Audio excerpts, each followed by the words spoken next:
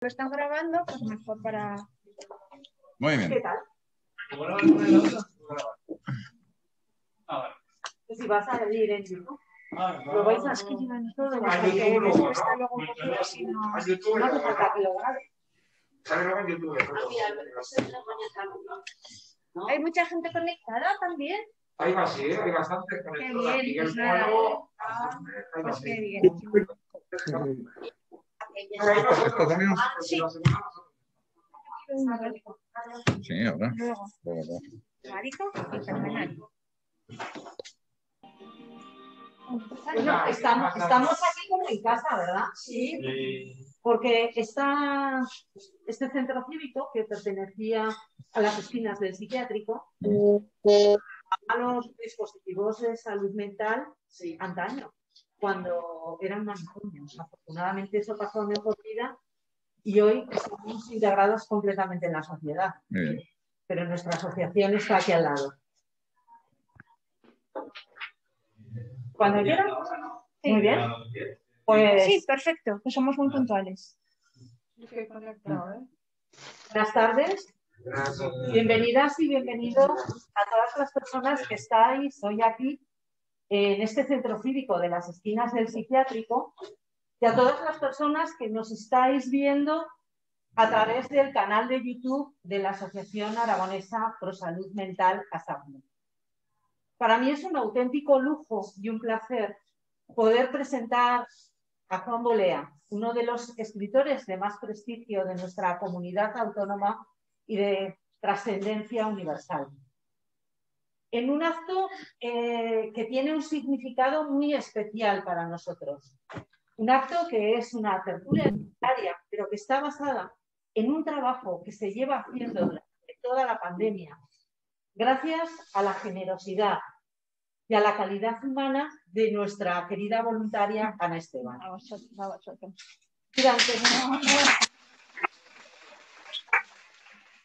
Durante la pandemia hemos vivido situaciones muy duras.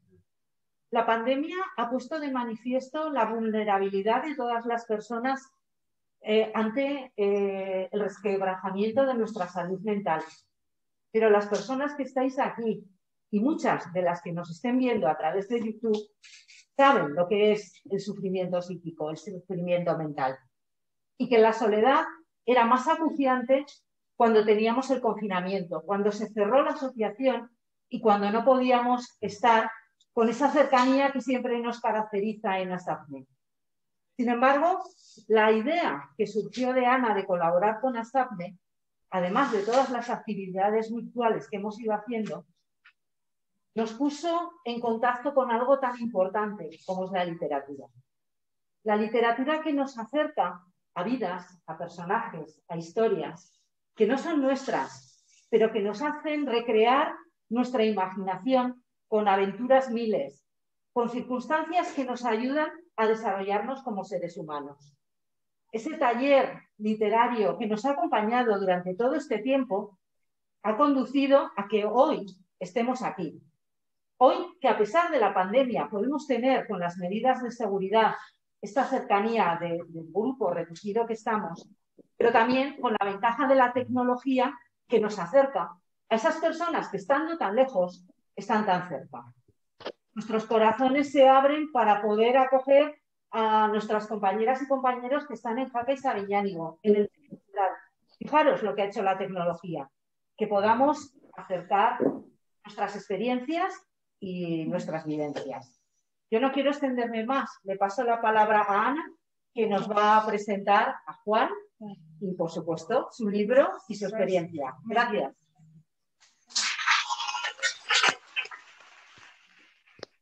Buenas tardes a todos. Muchas gracias por haber acudido a la llamada. Sabíamos que iba a estar lleno porque vosotros sois así, de generosos con vuestro tiempo, con vuestras aficiones. Tenemos con nosotros a Juan Bolea, uno de los escritores más reconocidos a nivel aragonés y sobre todo a nivel nacional. Él es premio de las Letras Aragonesas del año 2019 y además es también director del Festival de Aragón Negro, que a nosotros nos gusta, Juan, mucho la novela policía que la novela negra. Hemos empezado con ese escritor, así que por eso tú eres nuestro segundo invitado. Hemos elegido una novela, Sangre de Liebre, cuyo protagonista es un personaje muy peculiar, Florian Falomir. Un personaje que a todos nos encantó desde el primer momento, hasta el punto de que tengo que decirte que nuestros ciclos literarios duran 1 mes y medio aproximadamente, 3 sesiones y luego charla con el autor, y en este caso la segunda sesión se habían leído todos el libro. Entonces lo que hicimos fue indagar en tu vida personal y profesional, que es una larga y fructífera trayectoria. También queríamos aprovechar este momento para darte las gracias, no solo porque hayas venido, sino por las circunstancias personales que ahora mismo, las que tú estás, el fallecimiento de tu padre, que es un padre también para todos los aragoneses y para todos los españoles, porque él fue el padre de la Constitución y uno de los grandes padres de la Constitución. Y una de las muchas leyes que nosotros tenemos pues es gracias al padre del autor que nosotros tenemos ahora en estos momentos. Los chicos, bueno, los usuarios me insistieron, por favor, en que te diéramos el pésame antes de nada. Y decirte que, bueno, pues que una vez que ya hemos hecho esta presentación, vamos a hablar un poco de la novela. Ellos son muy curiosos y entonces, además de hablar de la novela propiamente en sí, quieren preguntar un poco sobre tu vida personal. Él es autor de unas 20 novelas, sobre todo del género policíaco y novela negra. Y a mí me ha llamado mucho la atención que nuestros usuarios, cuando terminaron de leer esta novela, dijeron que les recordabas a las mejores novelas de Agatha Christie, solo que Juan Bolea, palabras textuales suyas, nos va dejando muchas más pistas que la escritora británica. Cuando yo he leído entrevistas de Juan para un poco preparar esta tarde, hay otros autores que lo comparan con el Enrique Jardiel de la novela negra española. ¿Por qué? Pues por lo que nosotros llegamos a la conclusión de que Enrique Jardiel era el rey del teatro del absurdo, porque se alejó del humor tradicional para acercarse al intelectual, y Juan hace lo mismo en sus novelas. Lleva al protagonista por unos derroteros que nos sorprendieron a todos, nos provocaron muchos momentos de risa y muchos momentos también de pensar por qué hacía eso y qué razones le invitaban a actuar de determinadas maneras, ¿vale? Entonces, una vez hecha esta pequeña presentación, los protagonistas son ellos. Yo voy a dar el turno de palabra a cada uno de ellos. Que sepas que las preguntas se han ido formulando en función de los debates que hemos tenido en nuestras sesiones del club de lectura. Y el primero que va a empezar a hablar es Alejandro con su primera pregunta. ¿Vale, Alejandro? Buenas tardes. Buenas tardes. Buenas tardes. ¿Qué valores le ha transmitido a nivel personal y profesional su padre? Bueno, pues en primer lugar, gracias por vuestro pésame, que es muy, muy sincero, como nos ha transmitido Ana. Mi padre es un hombre que ha fallecido a los 90 años, muy bien vividos. Es un hombre que ha cumplido todos sus sueños. Muchos de esos sueños tuvieron que ver mucho con Aragón. Para él Aragón era un sentimiento profundo, era parte de su raíz y de su historia y de su sueño, porque él tuvo la suerte de cambiar el régimen político. Le escogió, no a muchos, pero a ellos en primera fila, el cambio de régimen, y efectivamente construyeron en muy poco tiempo una democracia, una constitución, como nos recordaba Ana, y lo más importante para él, una autonomía. Él soñaba con que Aragón tuviese un autogobierno, tuviese competencias propias. Él fue el primer presidente de Aragón. Él volvió a levantar la bandera de Aragón. Es un momento histórico maravilloso. Alguien levanta la bandera de Aragón, que estaba arriada desde el año 707. Llevaba 270 años esa bandera arriada y mi padre la levantó. Bueno, eso es un momento histórico, ¿no? Cuando unos años después el presidente del gobierno le llamó, Adolfo Suárez le llamó y le dijo a mi padre, que era presidente de Aragón, le comunicó la mala noticia de que Aragón no iba a ser una autonomía de primera división, como Cataluña o como País Vasco o como otras. Mi padre le dijo a Suárez: pero, presidente, ¿tú sabes lo que estás haciendo? Romper el país en dos. Que haya españoles que van a tener unos servicios y unas financiaciones y otros no. Y tú me dices que Aragón no es una comunidad histórica, pero si Aragón es un reino. Pero si es un reino, pero si tiene 1000 años de historia. Suárez se excusó le dijo que las presiones políticas eran tremendas y mi padre le presentó en ese momento la dimisión.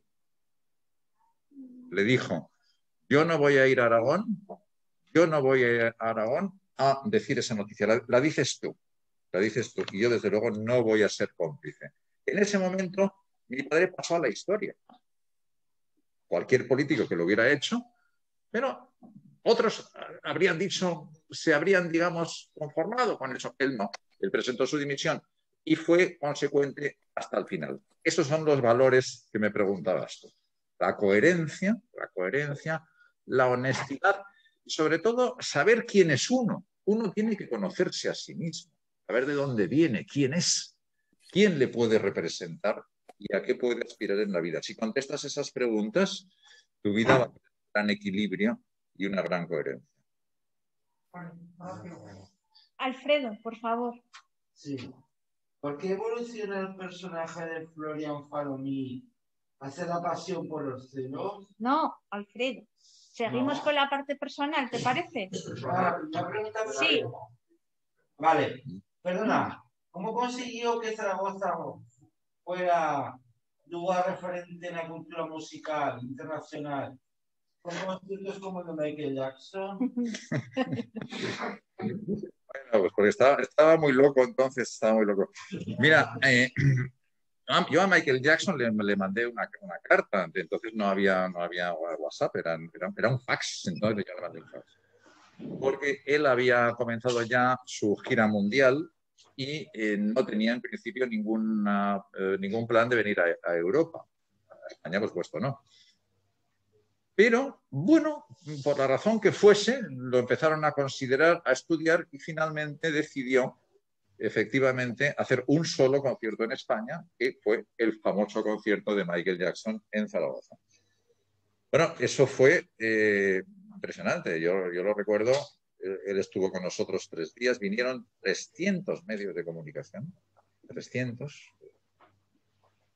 Y yo estuve con él 2 o 3 días, fue de una gran intensidad. Él era un hombre absolutamente extraordinario, todo esto que se ha dicho después y demás.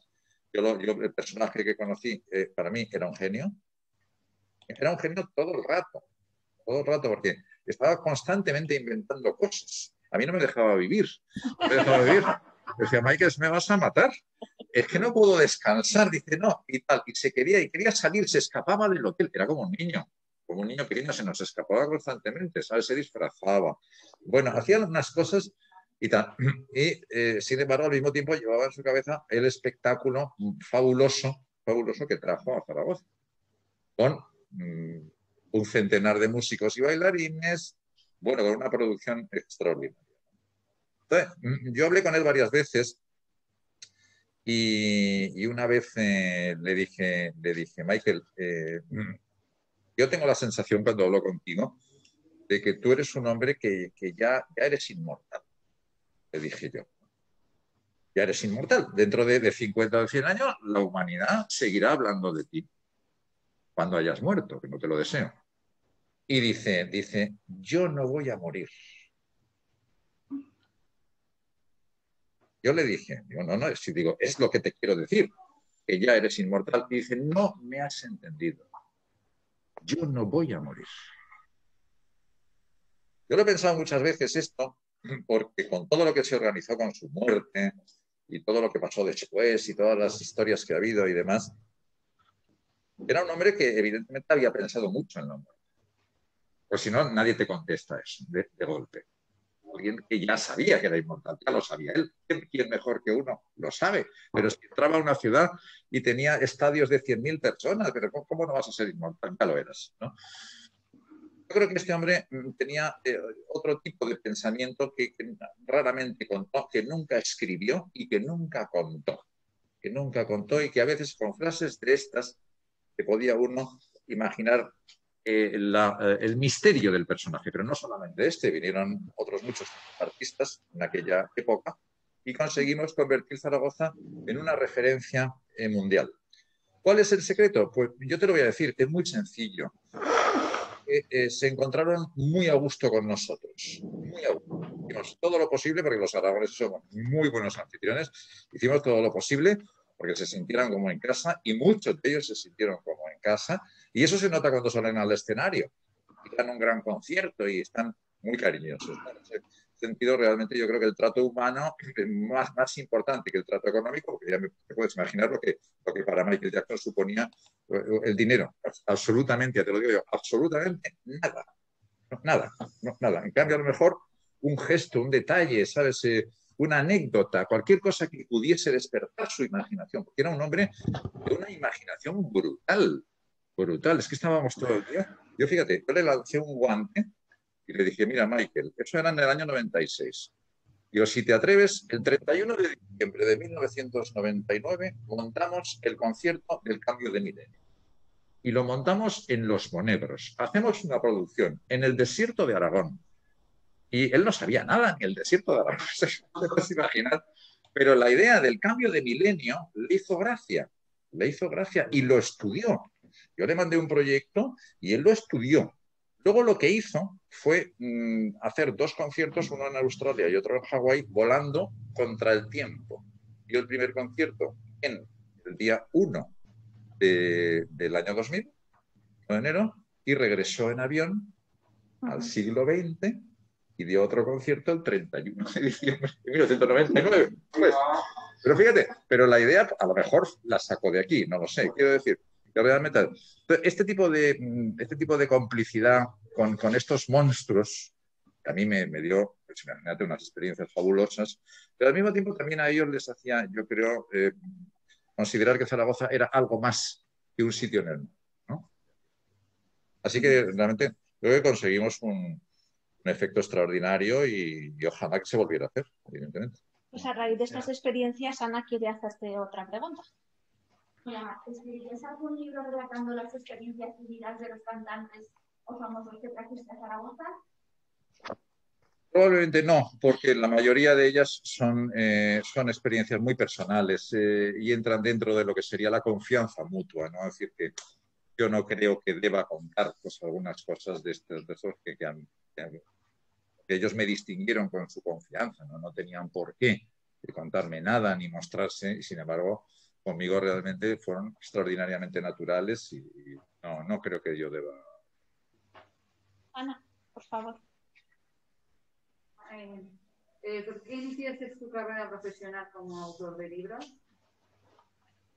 Bueno, porque es mi vocación. Mira, yo de algo estoy orgulloso, aparte de estar ahora mismo con vosotros, que me está pareciendo un encuentro especial. Si de algo estoy orgulloso es de haber publicado todo lo que he escrito. Todo. Si ahora vuestra presidenta o cualquiera de vosotros me pide algo, un cuento, y mándanos un cuento, pues yo no lo tengo porque en mi escritorio no hay nada. He publicado todo. Todos los libros, ensayos, artículos, todo lo que he escrito, todo está publicado desde los 14 años. Lo primero que hice, que siempre hay que contarlo primero, lo primero que publiqué fue un cuento en un concurso de Coca-Cola, que creo que todavía se convoca. Era una redacción, eran 2 o 3 páginas, yo tenía 14 años y me dieron el premio de la Coca-Cola. Me mandaron a casa una caja de Coca-Colas, que era, claro, yo era el rey de la clase. Ese año yo fui el rey de la clase, porque había que venir a mi casa para tomar la Coca-Cola.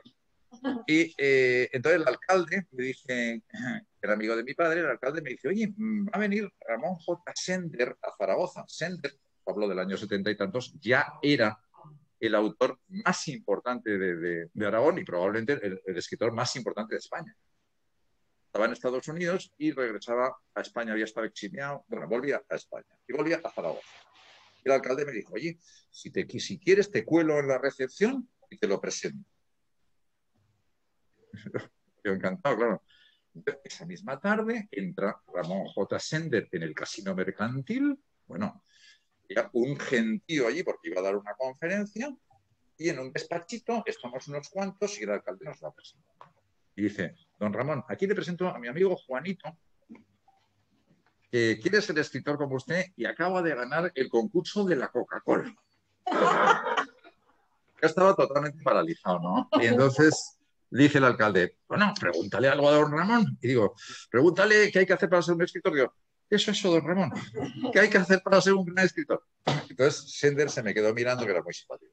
Me quedó mirando, riendo y dice, mira, Zagal. Dije, mira, Zagal, dije, mira, Zagal, te voy a dar 2 consejos. 1, vive la vida, viaja, conoce gente, ten experiencias, un escritor debe tenerlas.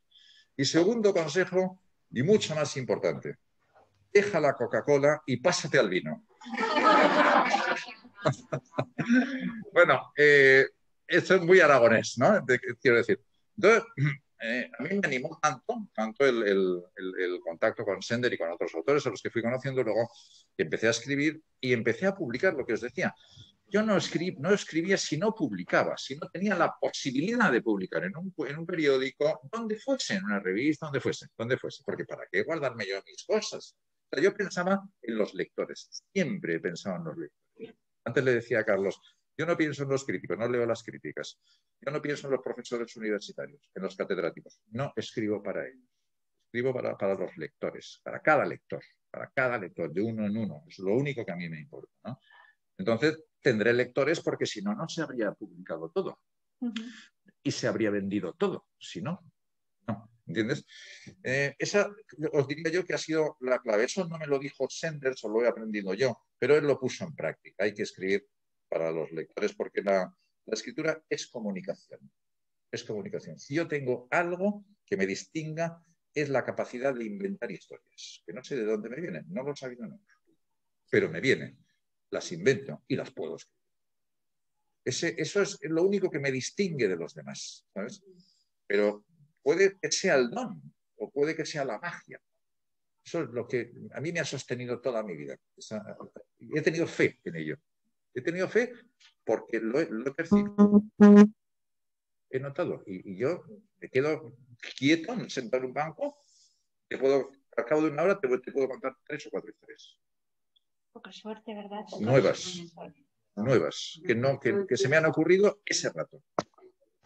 Eso yo no sé por de dónde viene, ni lo he sabido nunca, pero realmente es común a otros autores. Nos sucede eso. Y siempre nos ha sucedido desde niños, ¿no? Una tendencia, la mente empieza a ensoñarse, se aísla por completo de la realidad y genera una historia. Que a veces vale la pena escribirla y otras veces no. Pero no sé qué me habías preguntado. No, hombre, al revés, encantadas de que estas cosas. Bueno, yo supongo, Marcos, que la respuesta que nos va a dar es que sí, pero vamos a hacerle la pregunta y que nos la explique un poco más. ¿Te parece? ¿Tienes pensado escribir más libros y en qué consistirá tu próximo libro? El próximo libro va a ser de la serie de Florian Falomir. Llevamos ya 4, vosotros habéis leído 1, que es Sangre de Liebre. Algunos ya han leído 2. La Noche Azul lo acabamos de presentar ahora, en enero, y para enero a publicar la nueva aventura de Falomir. Quiero escribir 6 novelas de Falomir, 6, llevamos 3, ¿no? Quiero hacer una serie de 6, una por año. Es son series, es que luego a lo largo del tiempo permanecen, ¿sabes? Se editan, se reeditan, se traducen, en fin. Y luego estoy ahora adaptando una novela mía al teatro, que es una experiencia muy interesante. Es una novela mía que se llama La mariposa de obsidiana, se publicó en el año 2008. Es una novela que ha tenido mucho éxito, ha vendido unos cuantos cientos de miles de ejemplares, pero de pronto ha surgido la idea de llevarla al teatro y la única condición que he puesto es que la adaptación la haré yo y la estoy haciendo. ¿Dónde será? ¿En el teatro principal? El estreno, si lo hacemos aquí con una compañía probablemente de aquí y con algún artista nacional y tal, a mí me gustaría que el estreno fuese en el teatro principal, desde luego. Muy bien. Ángel, por favor. Sí. A ver, ¿te gustaría escribir muchos géneros que no sean novela negra? Ya he escrito, mis comienzos son de novela fantástica, más bien, de novela de aventuras. Yo he trabajado diferentes géneros, la novela también psicológica, que llamamos, ¿no? Novela de personajes, de estudio de personajes. La novela política. hay algunos títulos míos, el manager, el gobernador, que trata el poder, trata un poco la esencia, la naturaleza del poder. Yo creo que son novelas porque el poder, yo me crié entre políticos y el poder es algo que conozco bien, ¿no? O creo conocer bien. Y luego la novela negra, en mi caso, es un poco más tardía. Yo comienzo a escribir novela negra en 2006, más o menos, 2006. Lo que pasa es que en los últimos años la mayoría de mis novelas han sido negras y es lo que más se ha vendido, por la razón que sea, esta serie de Martina de Santo, la serie de Falomir, se venden muy bien. Y se tiende un poco a relacionarme como un experto en novela negra, como un autor de novela policíaca. Bueno, es y no es cierto, ¿no? Es decir, que yo puedo hacer otras cosas, hago otras cosas, ¿no? Pero es verdad que he procurado darle a la novela negra española, pues, digamos, un cierto impulso. Porque uno va a la novela policíaca no para vender más libros, sino para tratar de avanzar con el género y modificar o enriquecer el género. Es verdad, como decíais antes, que en Sangre de Liebre y sobre todo en La Noche Azul hay una clara adscripción de la serie a la corriente de Agatha Christie, muy clara, pero al mismo tiempo hay algo más en estas novelas. Tiene que haber algo más de lo que Agatha Christie incluyó en sus entregas. Tiene que haber un avance, tiene que haber un pasito más, ¿no? Entonces, bueno, eso es lo que a mí realmente me importa, el hecho de que las novelas sean muy entretenidas, tengan un final muy explosivo, muy original, todo esté en su lugar, pero al mismo tiempo, literariamente, creativamente, socialmente, psicológicamente, usted diga, es una novela moderna, una novela actual, es una novela que tiene, que me representa de alguna manera, ¿sabes? Esa es la gran dificultad, porque si no te limitas a copiar, pues tus novelas ya nacen muertas, ¿no? Nacen muertas. Nosotros lo que respetamos muchas veces son las normas. La novela policíaca es muy normativa. Tiene que haber un enigma, tiene que haber un investigador, tiene que haber un procedimiento policial o judicial y tiene que haber un desenlace. Esos son, digamos, los elementos básicos. Como en el teatro hay un planteamiento, un nudo y un desenlace, más o menos, ¿no? Es decir, si yo no cambio el esquema de la novela policíaca clásica y yo no lo quiero cambiar, te va a sonar a Agatha Christie, a Sherlock Holmes, evidentemente. Pero de ahí a que yo sea un plagiario, de ahí a que yo no intervenga, digamos, en la modificación del género, hay un abismo. Es decir, que nosotros respetamos lo que los lectores han decidido que respetemos. Ese canon, esa técnica. El lector dice, es que la novela policíaca, tal como lo interpreta Agatha Christie, para mí como lector es perfecta. En cambio, usted me da a mí una novela más experimental, donde ha roto ese esquema, donde comienza por el final, donde hay 3 subtramas, 3 protagonistas. Oiga, esto estará muy bien escrito, pero a mí no me entretiene, no me divierte. No me divierte. Entonces, claro, ¿uno a qué va al teatro? El teatro, fundamentalmente, a una fiesta de la palabra, a una fiesta del espectáculo. Que hay pensamiento, que hay reflexión, mejor. Pero lo que tiene que haber allí es un melodrama. Tiene que haber risa y llanto, tiene que haber un poco de misterio, tiene que haber un poco de todo en el teatro, también en la novela, para que todo tipo de lector encuentre pues, una parte de sus tesoros anímicos y sentimentales, ¿no? Es decir, la novela policíaca es una novela popular, no es una novela culta, no es una novela académica, no es una novela, digamos, para las élites. Es una novela que se vendía en los kioscos. Agatha Christie vendía en los kioscos. Y las novelas de Sherlock Holmes se vendían en entregas o por entregas, por capítulos, para el pueblo llano que disfrutaba enormemente con los enigmas, los misterios de Sherlock o de Poirot. El enigma, el misterio. Esa es la base de la lectura. Tú compras esa novela porque quieres disfrutar de la solución de un enigma. Y solamente Sherlock Holmes o Poirot con sus superpoderes son capaces de resolver un asunto que para ti también es enigmático desde el principio, ¿no? Claro, yo no respeto nada de eso, pues no sé qué estaré haciendo, seguramente en otra cosa, ¿no? Pero yo... Colombo, ¿no? Colombo también, ¿no? Colombo también.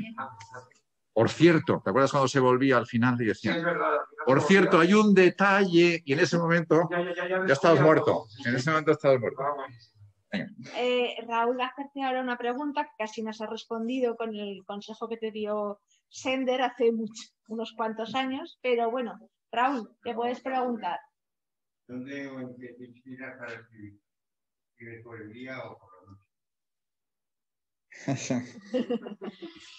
Mira, te voy a contestar con una frase de Borges que decía, cuando yo era, con acento argentino, decía, cuando yo era joven me gustaba la noche y el arrabal, dice, ahora me gusta el centro y la mañana. Bueno, yo antes escribía, cuando era más joven, escribía de noche, siempre de noche, y no dormía. Y además, mira, por de noche, yo me preparaba una cafetera enorme, una cafetera de esas muy grandes, ¿no? Y me fumaba un puro. Fumaba un puro. El puro lo encendía como a las 3 de la mañana, o así, ¿no? Y entonces escribía hasta el amanecer, fumando el puro. Y entonces terminaba tan agotado, yo creo que era por el puro, ¿eh? Tan agotado que luego tenía que dormir toda la mañana, claro. O sea, llevaba una vida completamente distinta, pero como trabajaba en prensa, daba igual, porque todos los periódicos empezamos a trabajar por la tarde, ¿eh? Entonces yo trabajaba por la tarde y escribía por la noche. Pero ahora hace tiempo ya que no, y ahora escribo por la mañana. Ahora escribo como de 8 de la mañana hasta la hora de comer, más. Alfonso, la última pregunta personal para ya centrarnos en el libro. Vale. ¿A qué tipo de público están dirigidos los talleres literarios que realizas? ¿Dónde los realizas? Pues mira, he hecho muchos. Ahora tengo uno en la CAE, he llevado otro en Pina de Ebro, he hecho uno en el ayuntamiento. No sé, yo he tenido un montón de alumnos y estoy encantado porque realmente algunos han publicado libros y tal. Bueno, son talleres donde hacemos mucha práctica, mucha y poca teoría. Yo les doy poca teoría literaria y sí hacemos mucha práctica. Ensayo de construcción de personajes, diálogos, escenas teatrales, estilo, en fin, vamos trabajando diferentes aspectos. Puede venir cualquier persona de cualquier edad que tenga interés en escribir. No en saber literatura, que no es clase de literatura, cuidado, en aprender a escribir. Porque a mí nadie me ha enseñado a escribir, desgraciadamente. O sea, es una cosa que he tenido que aprender yo solo a base de leer mucho, de leer más y de corregir y de leer y de algún consejo de vez en cuando, pero realmente yo no tuve un maestro, no. Conocí a escritores, pero ninguno me dedicó el tiempo para eso. Entonces, pues yo procuro que ese calvario que pasé yo de aprendizaje, pues no lo tengan que soportar la gente, que a lo mejor con unas cuantas clases yo puedo condensar parte de mi experiencia y sobre todo lo que no hay que hacer. Lo que no hay que hacer. Cómo plantear un texto, cómo plantear un cuento, cómo plantear una novela, para que no te pierdas a la primera y para que vayas teniendo resultados. La narración también, ¿no? Claro. ¿Cómo construir una narración y cómo escribirla? No, a ver, no es difícil escribir. Es difícil es contar una gran historia, una extraordinaria historia. Pero contar una historia bien contada, técnicamente bien contada y una historia interesante, está al alcance de cualquiera. Insisto, de cualquiera. Bueno, pues sí, perdona. Es que yo, por ejemplo, pues me he enterado la última de...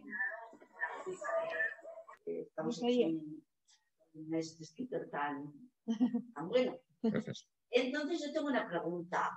Una persona que se inicia en la escritura y comienza y tal, pues de hecho yo comencé a amarla a base de leer libros. Yo quería saber qué libros, a qué edad y cómo te ha marcado. Que me digas. Libros que yo haya leído, ¿quieres decir? Que te ha marcado, como todos. Me digas. Bueno, yo hay una serie de... Ajuda! Ajuda, por favor! Alguém me ajude! Ajudem-me!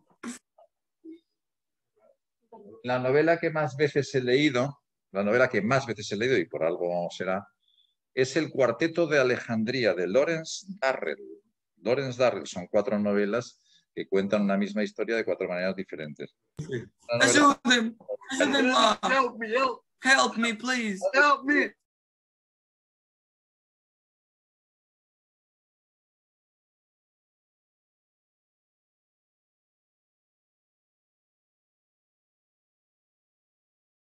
Ativar mudo. Oh! Ajudem-me! Andem lá, ajudem-me!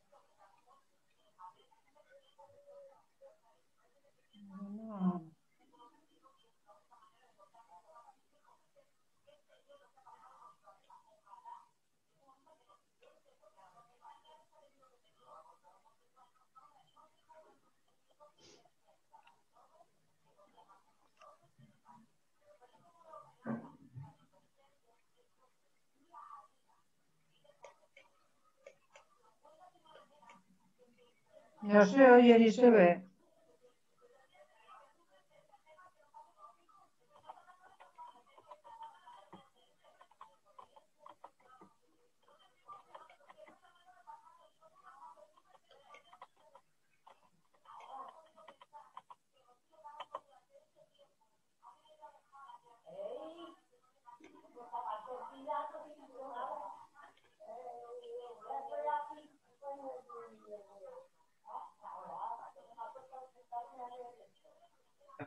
¿Ahora nos oís?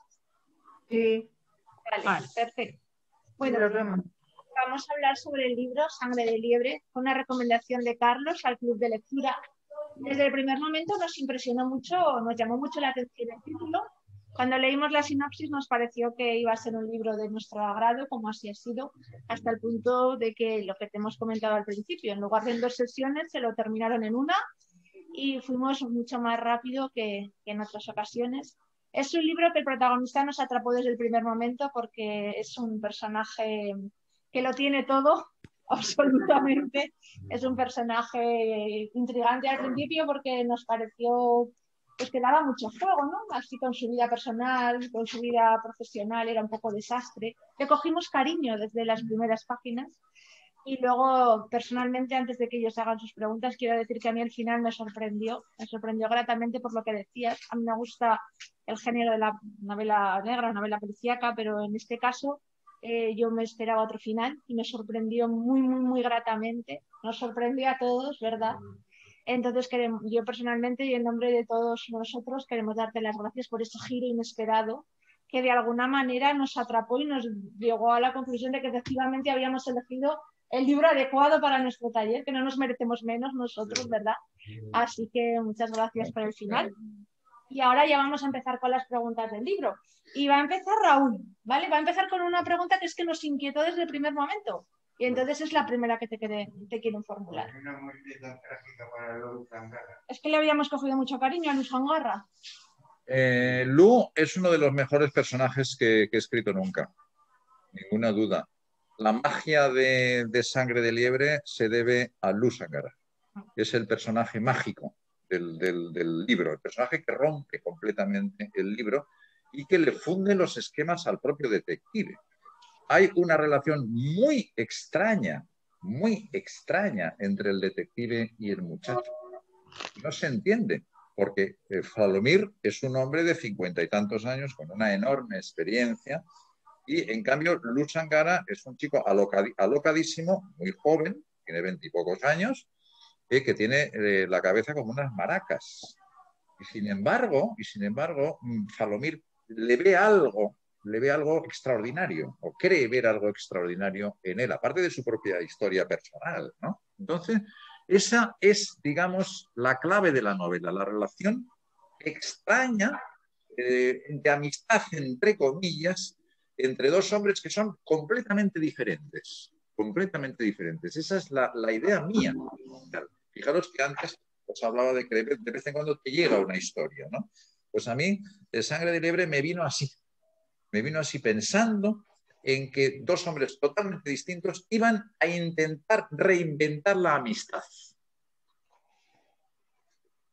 A base de tratar de comunicarse, tratar de entenderse, tratar de meterse el uno en el mundo del otro. Aquí al final es más bien Falomir el que se mete, intenta meterse en el mundo del muchacho donde no encaja, donde no tiene nada que hacer. Es que ya no habla ese lenguaje y sin embargo ahí vemos al detective completamente obsesionado, casi como si quisiera volver a su juventud, volver al pasado. Hay algo extraño, hay algo diabólico. Hay algo demoníaco en Sangara, probablemente inconsciente. Hay como una fuerza extraña en él, que es lo que Falomir cree ver, ¿no? Ese conflicto entre los dos, ¿os acordáis? Inspira muchas de las escenas del libro. El 90%. Muchas de las escenas del libro. Lo que pasa es que como al mismo tiempo está ocurriendo un hecho criminal, hay una investigación, aquí la atención del lector va paralela. La dificultad técnica de esta novela consistía en que no por mucho profundizar en los personajes se detenga la acción. Tienen que ir en paralelo, al mismo ritmo. Yo creo que esa es la clave de que lleguemos a un final más o menos en buenas condiciones. Pero el personaje de Sangara, al margen de que mereciese o no esa muerte extraña, yo creo que es el personaje de los más inquietantes que yo he escrito. Entre otras cosas porque no lo conozco bien, porque es un personaje vivo. Antes hablábamos de Dostoyevsky. Dostoyevsky no juzga a sus personajes, los crea y los deja expresarse libremente. Pero Dostoyevsky no se dedica a censurarlos. Hay un momento en el cual el personaje se le va y comete un crimen, como en Crimen y Castigo, por ejemplo. Y sin embargo, Dostoyevsky no lo condena. Cualquier otro autor lo hubiera hecho. No lo condena. Le sigue dando el protagonismo y la palabra para que explique lo inexplicable. Pero es que Dostoyevsky dice, mi trabajo consiste en explicar lo inexplicable. El misterio profundo del corazón humano, ¿no? Ahora Alfonso quiere preguntarte por Florian Falomir. Esto es más fácil. Transmite muy bien la evolución del personaje de Falomir. ¿En qué te basas para esa evolución? Porque la dinámica que hace es que al final en el grupo que forman se funde su personalidad con el grupo de los jóvenes y acaba al final con la Denis de jefatura sin mirarse tan apenas, todo frío. Había sido su pasión.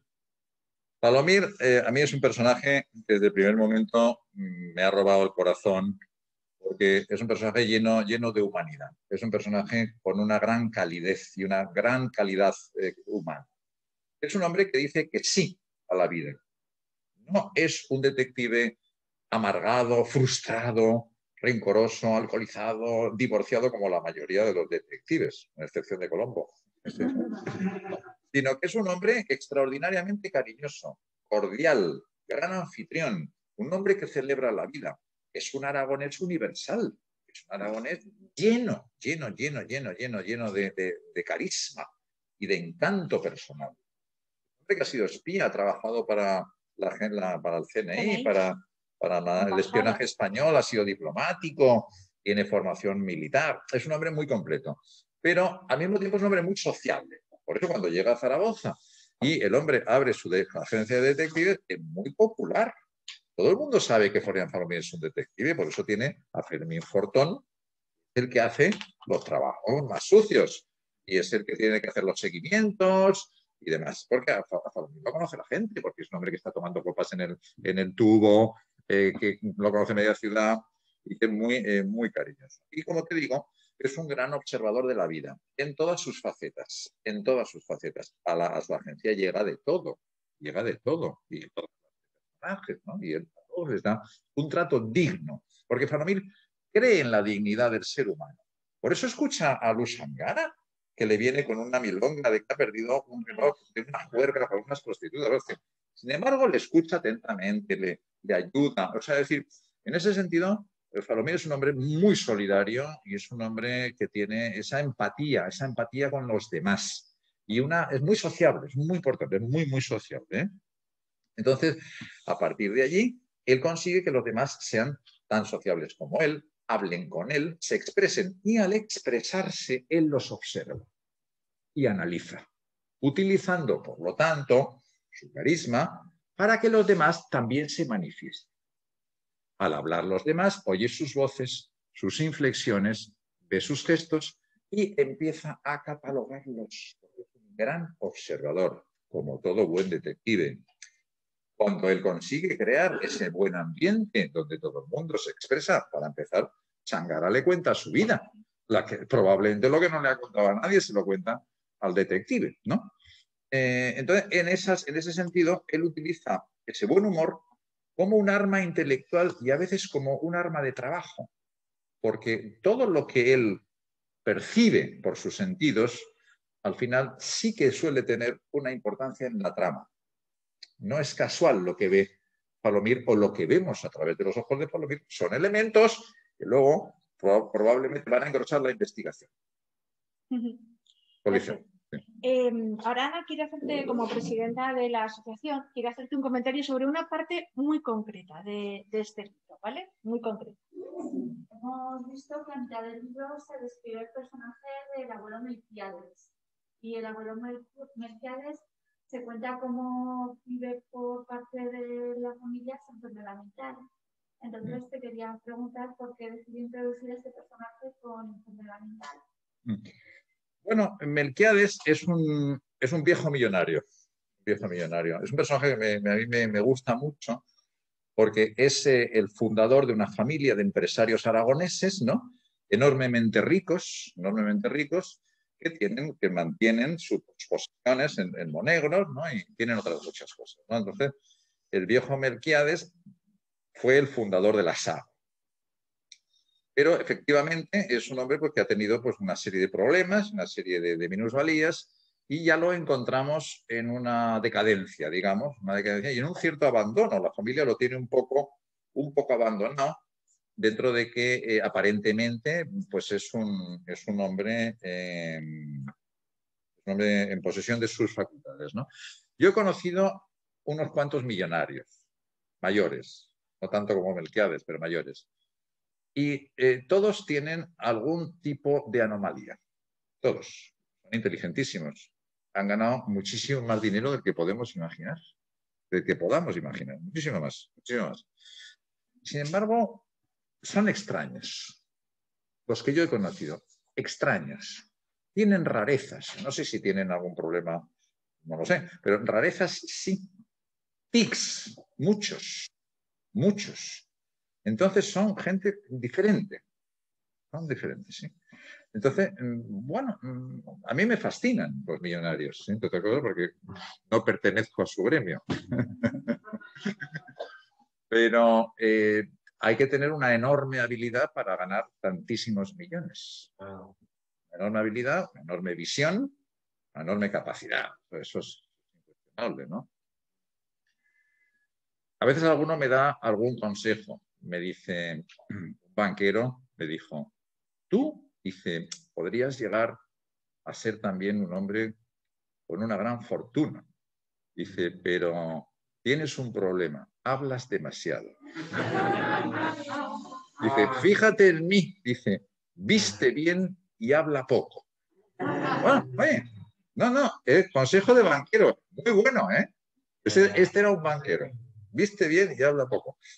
Bueno, quiero decir, yo quería hacer un personaje de un millonario excéntrico, sería la palabra, excéntrico, pero que al mismo tiempo, bueno, está un poco entre la frontera, efectivamente está entre la lógica y la locura. Sus colecciones, por ejemplo, los trenes, las máquinas, Las viejas máquinas de tren, por ejemplo, fíjate tú, este tipo de cosas, ¿no? Que son reales, esto ocurre, o sea, ¿no? Pues a mí me resulta fascinante porque es un tipo de personaje que llama mucho la atención del lector. Sobre todo a ellos como colectivo les llamó la atención la manera en la que la familia lo trataba, ¿no? O sea, porque afortunadamente ellos tienen la suerte de contar con una asociación como ASACME, donde tratan mucho el tema de la enfermedad mental y con muchas terapias y con muchos profesionales muy cualificados para hacerlo, pero en este caso nosotros bueno, a ellos en particular, que son todas personas con algún tipo de enfermedad mental diagnosticada, a ellos les llamó la atención esa dureza, ¿no? Con la que la familia trata a alguien que les ha sacado adelante a todos, que les ha dado toda la riqueza, todo lo que tienen, todo el poder adquisitivo y de repente lo tratan así sin... También mi conocimiento de las familias de los millonarios es así. O sea, realmente son implacables.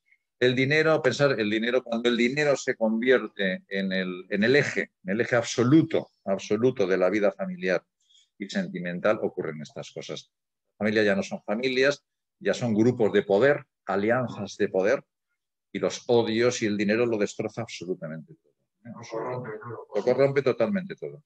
Bueno, Alejandro, la pregunta de Ángel, como ya nos la he respondido antes, pasamos directamente a Alejandro, ¿os parece? Venga, Alejandro. Hay muchas crucillitas que llevan una doble vida. ¿Se da mucho ese caso?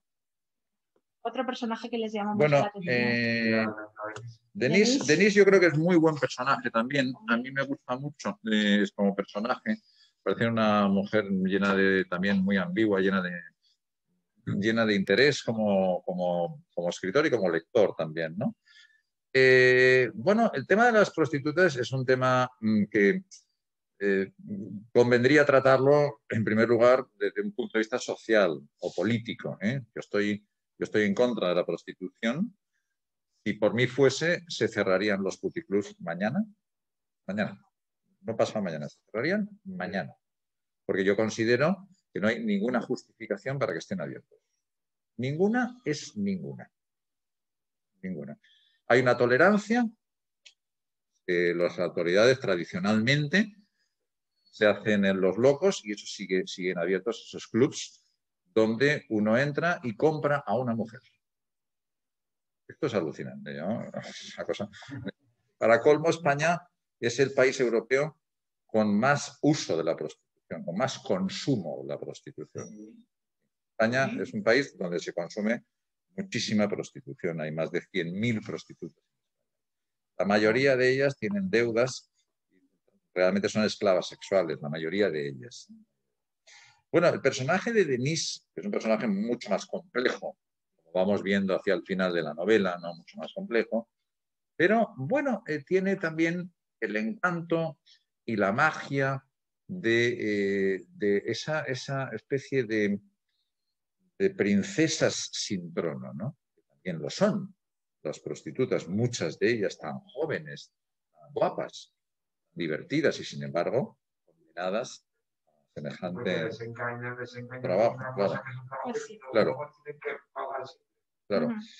A Falomir eso también le fascina, esa doble vida, también le fascina y bueno, de alguna manera, ¿no? Cae también en esas redes, ¿no? Pero ya te digo, el tratamiento de Denise no es un tratamiento social o político. Yo no he querido hacer una denuncia, que la hago en mis artículos todos los días, ¿no? Sino construir un personaje que es prostituta, como podría haber sido otra cosa, ¿no? Susana pregunta primero y luego Raúl, ¿vale? Para que lleve un poco el hilo de la charla. Susana, ¿Qué papel juega Zaragoza dentro del libro y es protagonista? ¿Se trata de un libro dedicado a la comunidad zaragonesa? Bueno, Falomir es un hombre que ha viajado por todo el mundo, ahora llega a Zaragoza y efectivamente se siente muy a gusto. Y abre su agencia en la calle Alfonso. Para zaragocismo es imposible. Él está todo el día en el casco viejo, por aquí come, le invitan, es muy comilón, le encanta el burkino, la cerveza, en fin. Y los casos suelen ser casos que ocurren en Zaragoza, como Sangre de Liebre, como mucho el Vagonegros. En la Noche Azul se va al Mediterráneo. se va al Mediterráneo porque lo contratan para una investigación en Oropesa, en Benicàssim, en el Mediterráneo. Y en el primero de las entregas, en los que se llamaban Los viejos seductores siempre mienten, allí soluciona un caso en el Pirineo aragonés. Bueno, mi idea es que Falomir se mueva en el entorno de Aragón. Esa es mi idea. Puede ser llamado a un encargo fuera de la ciudad, como cualquier abogado, por ejemplo, que es normal, o puede ocurrirle que estando de vacaciones, pues surja algo en algún sitio que, bueno, pues requiera de su sagacidad profesional. Pero en principio vamos a mantener la base de su agencia en la calle Alfonso y trabajos en su entorno. Por eso, fíjate, esta serie es una serie más real que otras novelas que he escrito yo, que son un poco más de ficción. Esta es más real porque son casos cotidianos, son personajes y son demandas que realmente están a su alcance. Aquí le piden que recupere un reloj. No le piden que investigue a Rodrigo Rato, ¿verdad? No, investigue, recupere un reloj. El hombre dice, esto yo lo puedo hacer. Evidentemente, ¿no? Es decir, adelante, más preguntas. Alfonso, por favor. Sí. ¿Es correcta la descripción exhaustiva que hace de Maruja sobre su hijo? ¿Por qué lo hace? María Sánchez, la madre adoptiva de... Sí, la madre adoptiva de Sangarra. Cuando le dice, es que mi hijo era tal, y la describe de una manera que nosotros coincidíamos plenamente con ella en la descripción, ¿verdad? Sí, cuando... Fantasioso, imaginativo. Cuando ella habla sobre el hijo. Que creíamos que habías querido hacer un resumen con la frase de la madre, con la descripción de la madre, de lo que el personaje realmente era, porque al principio del libro parece una cosa, una persona fantasiosa e imaginativa que quería engañar a todo el mundo, y al final la madre nos demuestra que realmente era una persona que necesitaba afecto, cariño, que vivía una realidad paralela a la que todo el mundo pensábamos que hacía, ¿verdad? Entonces creíamos que era un poco como el colofón tuyo de describir al personaje a través de esa madre adoptiva o esa madre. Sí, la idea, fíjate, al final Luz Sangara es inocente. Al final. Por eso, sí, por una muerte injusta. Es inocente. Todo apuntaba a que lo diabólico que yo decía estaba concentrado en él, y sin embargo es un falso reflejo, un falso espejo. Y en el fondo, Lu, como artista que es también, es un rebelde sin causa. No hay una causa por la cual este hombre tiene que ser así. Se ha casado con una mujer rica, ¿qué problema tiene? ¿Por qué está contra todo el mundo, en contra? ¿Por qué tiene esa rebeldía si es un hombre que lo tiene todo? ¿Por qué? Pues porque es un hombre profundamente insatisfecho. Sangara es un hombre, porque es un artista frustrado, porque él sabe que no va a llegar nunca a cumplir sus sueños. Sus sueños están por encima de él, no los va a cumplir. De ahí que genere realidades paralelas, familias imaginarias, raíces aristocráticas, artísticas, ¿entiendes? Y que con todo eso, ¿entiendes?, vaya cambiando una y otra vez la versión de sus propias raíces, porque no está satisfecho, no cree en su futuro y modifica el pasado. Es un personaje, por eso os decía que a mí me fascina por su gran vitalidad, porque es un personaje que no se ajusta prácticamente a ninguna etiqueta ni definición fácilmente. Por eso a Falomir le fascinaba, porque era como cambiante, muy mefistofélico, cambio.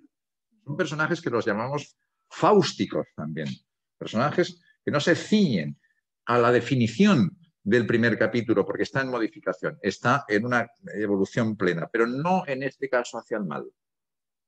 No. Es como una búsqueda, es una desesperación interior la de Sangara. Eso Falomir lo capta, porque Falomir también lo ha padecido. Falomir tampoco está satisfecho con ser un detective. También hubiera querido ser otras cosas y haber hecho otras vivencias, no lo sé, ¿no? Es decir, esa especie de frustración cuando uno puede ser una especie de iluminado o de tal, y al final pues eres un hombre vulgar y corriente, ¿no? Vulgar y corriente. La justificación el cariño, la raíz maternal, al final nos dan una pincelada un poco más humana del personaje, más humana, un poco más sincera. Es un hombre de sentimientos, es un hombre que realmente tiene un corazón probablemente que se desborda de amor, pero no lo ha sabido encauzar. No está enamorado de su mujer, obviamente. Obviamente. Seguramente tampoco de Denise. Ni siquiera de sí mismo, que a veces estos personajes son de un narcisismo subido y son gente que realmente no necesitan a nadie. Contemplarse en el espejo y poco más. Tampoco es el caso. Tampoco es el caso. Por eso Falomir está rascando allí, porque cree que hay un personaje, un tipo de personaje que él no conocía. Probablemente es verdad. Probablemente es verdad. Entonces, en esa indagación pierden los dos. Pierden los dos porque no hay una respuesta. Sí que hay un consuelo, sí que había una verdad, sí que había una madre, pero lo demás es un pozo. Y hablando de amor, de celos, tenemos a Falomir, que es un mal novio, un peor esposo, Muy y bueno. entonces ahora Alfredo quiere hacerte una pregunta un poco de su evolución. ¿Por qué evoluciona el personaje? O sea, ¿por qué evoluciona el personaje de Florian Falomir hacia la pasión por los celos? Falomir es un hombre muy hedonista, muy mediterráneo, muy latino en ese sentido. Es un hombre infiel. Entonces, no. Entonces, además, bueno, aquí por lo menos le dan de su propia medicina, porque aquí le devuelven el golpe, pero es un hombre infiel, entonces no consigue, él tiene ya algún divorcio a sus espaldas y no consigue asentarse, pues porque lo devora la curiosidad, pues es un hombre que se deja llevar allí, no es su mejor virtud, etcétera, ¿no? Pero bueno, él no tiene justificación tampoco, él lo intenta a veces, pero no sabe justificarse y no lo intenta siquiera, entonces... pero también lo hace más humano, quiero decir, lo hace más humano. Esos detectives que siempre están como Magret, que siempre está con la señora y la señora siempre está cocinando. Pues, bueno, y ahora por último, Alfonso va a hacer la última pregunta de las oficiales. Luego, si alguien tiene más preguntas, pues bueno, para eso estamos. Ya le hemos visto un poco, pero para crear de forma tan realista novela negra es importante tener buenas fuentes donde poder inspirarse. ¿Te inspiraste en escritores de novela como Agatha Christie para escribir? Un poco que lo has leído, ¿no? Sí. Bueno, yo por un lado me documento técnicamente con forenses, policías, jueces, abogados, periodistas, en fin, todos aquellos profesionales que yo necesite para que lo que se cuente en la novela pues, esté ajustado a la realidad. Y por otro lado, me olvido de todo eso y construyo una historia original. Puede estar inspirada a veces en la tradición que hablábamos antes de Agatha Christie y otras veces en temas míos, temas personales míos, obsesiones mías. Por ejemplo, os he contado el origen de Sangre de Liebre, la amistad imposible entre dos hombres diferentes. Tampoco entre ellos hay una atracción sexual, cuidado, no es una relación homoerótica tampoco, o sea, es una cosa rara. Es una cosa rara. Entonces, esa amistad extraña que sucede de pronto al calor de un hecho criminal, a mí me dio la idea de Sangre de Liebre. Eso es lo que yo busco, porque luego a la hora de escribir, yo voy a estar pensando en eso. No en lo que me ha dicho el fiscal que tengo que poner cuando salga el juez. Eso, bueno, como ya está, ¿no? Quiero decir que realmente son temas más técnicos, ¿no? Pero la magia de la novela, ¿dónde está? En este caso lo hemos descubierto, me habéis ayudado a mí a asegurarme, que está en Denise y Luz Angara. Tal vez en Melquiades. Fijaros, en los personajes extraordinarios. No me habéis citado a los personajes más corrientes, que hay unos cuantos. Estos son personajes de elenco, que decimos nosotros. Son personajes de reparto. Personajes de reparto. Como en el teatro, aparecen, entregan el paquete y se marchan. Pero no es un protagonista. El protagonista tiene que estar vivo, tiene que tener contradicciones. Es otra historia. Fíjate que os habéis fijado, personajes más complejos. Sí. Bueno, ¿alguien tiene alguna pregunta más? Sí, por favor. ¿Tu nombre? Víctor. Víctor. Sí, yo tenía 3 preguntas muy breves. Vale. Pues sí, la primera es, hace años estuve en la cárcel de alemán voluntario, la de Contecamins, y hablé con el bibliotecario. Entonces, quería hablar un poco sobre esta declaración que has hecho tú, que cuando empezaste a escribir novela fantástica, y luego, o sea, es más novela policíaca. ¿Por qué? Porque el bibliotecario de la cárcel de Contecamins me dijo que los presos, que eran todos muy jóvenes, devoraban la literatura fantástica. Y es curioso por eso, porque es una política de gente que... Esa es una pregunta. La segunda es si alguna vez has tenido alguna obcecación literaria en la cual no has podido escribir porque te centras mucho en lo que no querías y te impedía seguir escribiendo lo que querías porque tenías una obsesión y no podías escribir, que a mí me ha pasado. Y la tercera pregunta es, ¿crees que las redes sociales, la inmediatez, todo esto de que sea todo tan rápido, tan actual, está en detrimento de la buena literatura que cada vez se consume menos, ya que tengamos menos interés por leer un libro así y tiene que ser así? Bueno, mis amigos policías y mis amigos delincuentes, que también tengo algunos, a mí no me leen, porque no leen novela policíaca, efectivamente. No leen. O sea, los policías no leen novelas policíacas. Eso es así, por la razón que sea. Y a la gente que está un poco en el submundo de la ley, pues no les suele interesar tampoco la novela policíaca por la razón que sea. En cambio, es cierto que son consumidores de novela fantástica. Eso es absolutamente esto. Lo que te dijo la bibliotecaria es muy, muy real. Probablemente voy a necesitar una evasión total. La evasión total de mundos que, conociéndolos muy bien, tampoco les gustan demasiado, les han traído muchos problemas, etcétera, etcétera, etcétera, ¿no? Mis novelas policíacas no cuentan ni la vida del delincuente ni la vida del policía. Para eso escribiría novela realista o novela social. A lo Baroja, decíamos antes, o a lo Zola, o a lo Flaubert, ¿no? Contaría 2 personajes y... No. Yo cuento una historia de misterio, de enigma.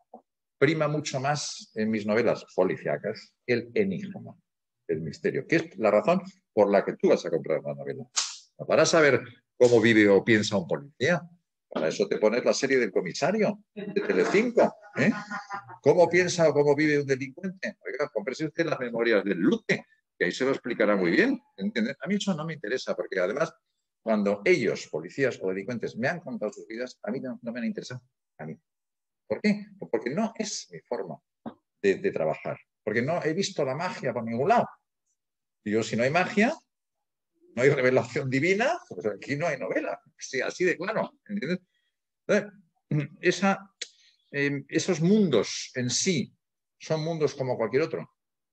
Como cualquier otro. Tú entras allí, los conoces, los estudias, los puedes describir bien, de acuerdo, pero ¿qué contar por eso? Está muy de moda esa literatura, yo lo sé, pero a mí me sigue faltando el encanto, la gracia.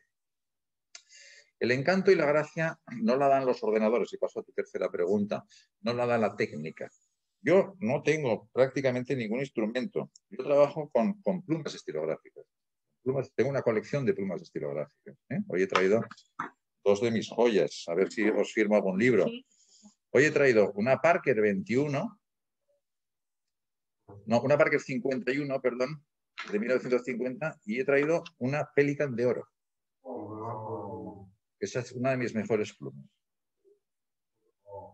Esta pluma me la compré con un éxito que tuve y tenía un dinero y me di un capricho y compré esta pluma, Pelican de oro.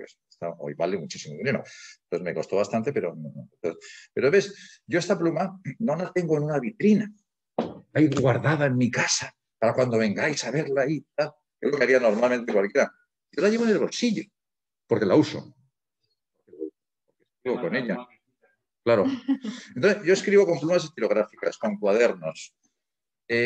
Utilizo las manos, la cabeza, ¿sabes? Paseo. O sea, decir, en mis talleres literarios no hay ordenadores, no lo permito. No lo permito. No lo permito. Necesitas palpar, digamos. Papel. papel, plumas, la palabra, etcétera, etcétera, ¿no?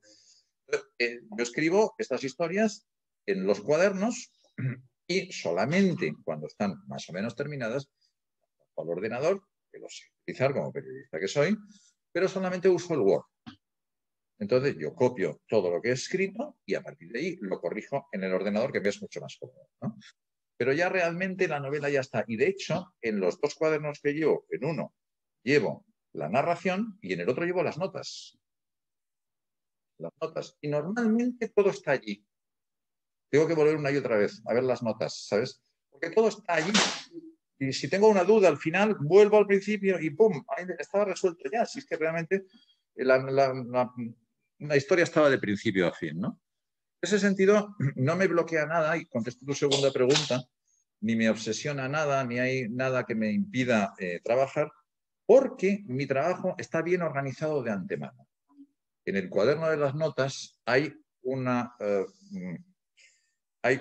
sinopsis de lo que va a ser la novela, hay un desarrollo de lo que va a ser la novela. Yo sé perfectamente cómo iba a terminar Sangre de Liebre antes de empezar a escribirla.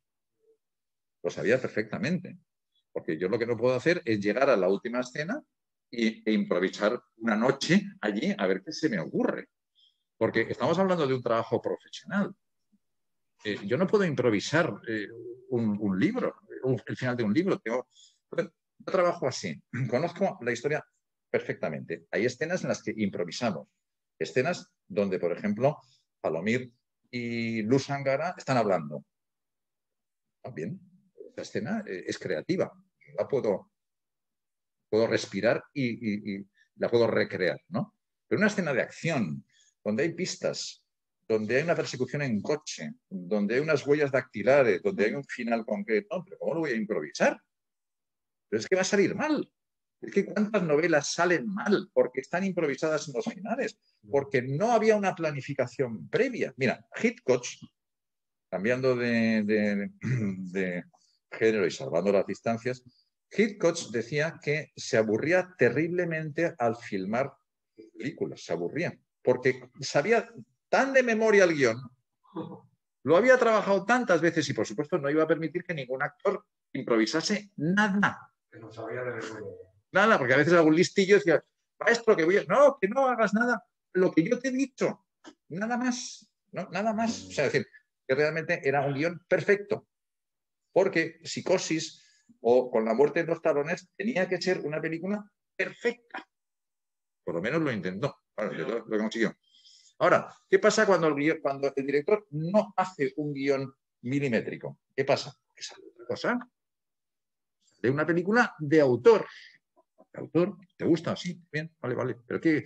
Entonces, sí, bueno, era el malo, era este, el otro. Una cosita. Hitchcock con Psicosis ha creado una estima sobre la enfermedad mental. O sea, él ha aprovechado el morbo de eso, pero realmente no es así como pasa con lo que estamos viendo ahora. La salud mental no es como se ve en las películas y todo eso. Entonces, ¿tendría que haber alguien que hiciera lo contrario? Piensa que esos eran otros tiempos, cuando han pasado mucho tiempo. Es que Psicosis es del 60 y tantos. Estamos hablando de hace más de 50 años. Actualizar, ¿no? Dime.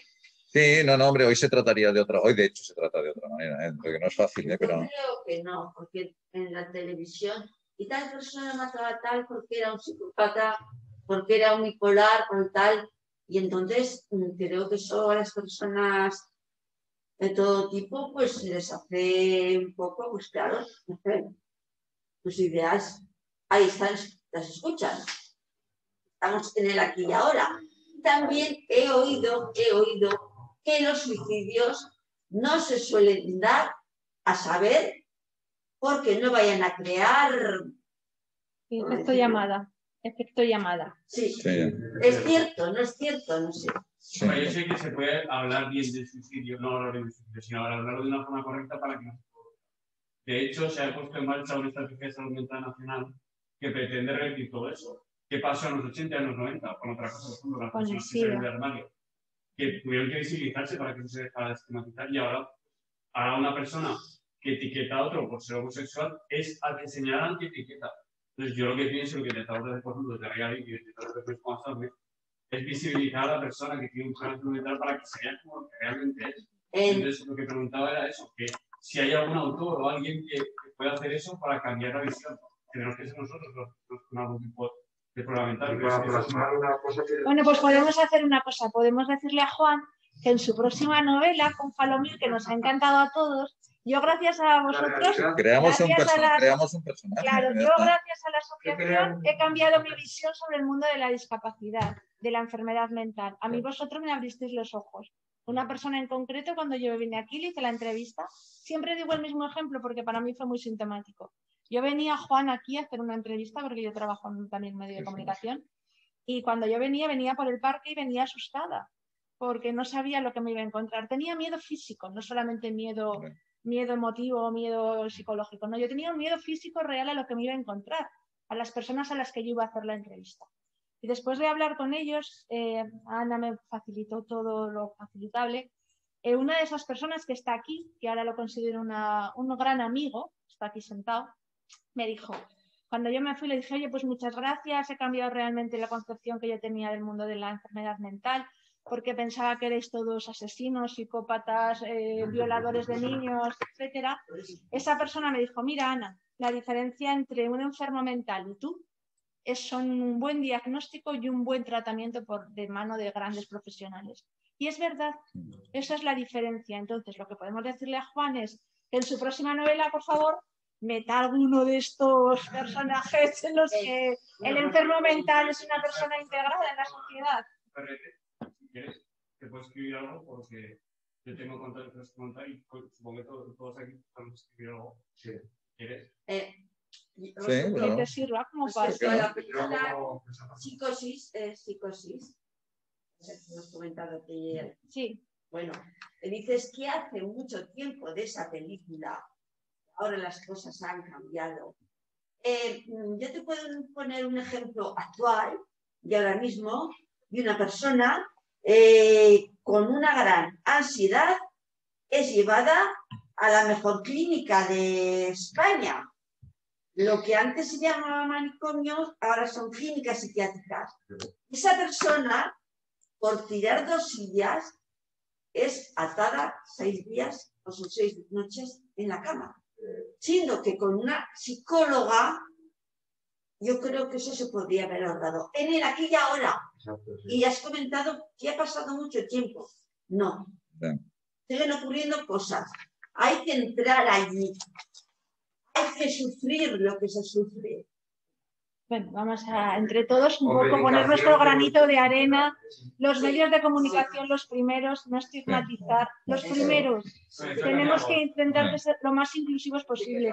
Asociaciones como ASADME hacen posible que sean actividades integradoras de personas con y sin discapacidad, sin enfermedad mental. Y sobre todo tiene que ser empatía. Empatía. Yo cada vez que vengo aquí a ASADME, a ASADME, aprendo de vosotros. Y yo siempre lo he dicho, a mí el confinamiento fue mucho más llevadero gracias a vosotros. Cada tarde que yo hacía mi taller de prensa con nuestras noticias, para mí era un soplo de aire fresco. Y os quiero dar las gracias y siempre que tengo oportunidad lo hago, porque para mí habéis sido una rayo de esperanza en esta crisis tan dura que nos está durando tanto tiempo ya. Y entonces, ojalá más gente que no conoce a las personas con enfermedad mental tenga la oportunidad de conoceros de verdad y de ver la cantidad de cosas que podéis sumar. ¿Vale? Entonces, ¿alguna pregunta más? Bueno, también, respecto a esto que estamos hablando, me ha hecho mucho ya lo de psicosis que hace mucho tiempo.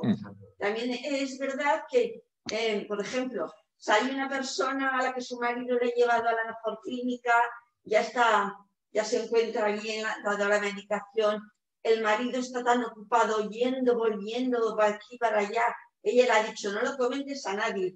Y cuando ese matrimonio sale, que quedan con su pareja, los mejores amigos, él es primo hermano de ella, ya la persona intuye que algo ocurre. ¿Y qué ocurre?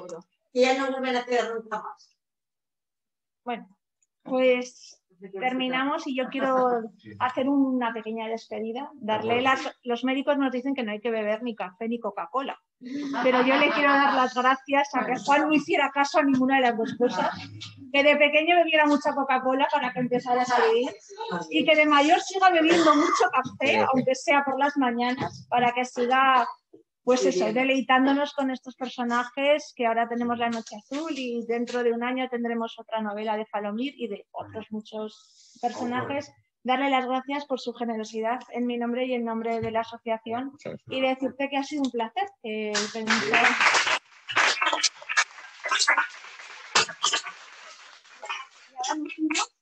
Firma libre, sí, claro que sí. Mire, si quiere comprar alguien alguno de estos, libro, pero me lo he traído, ¿vale? Vaya, bueno, pues mira, es que estos a 10 euros, eso ¿vale? vale 10 euros. Si alguien quiere que los vale, no tiene dinero, yo también. Si alguien quiere 10 euros y los formamos. 10 euros el libro.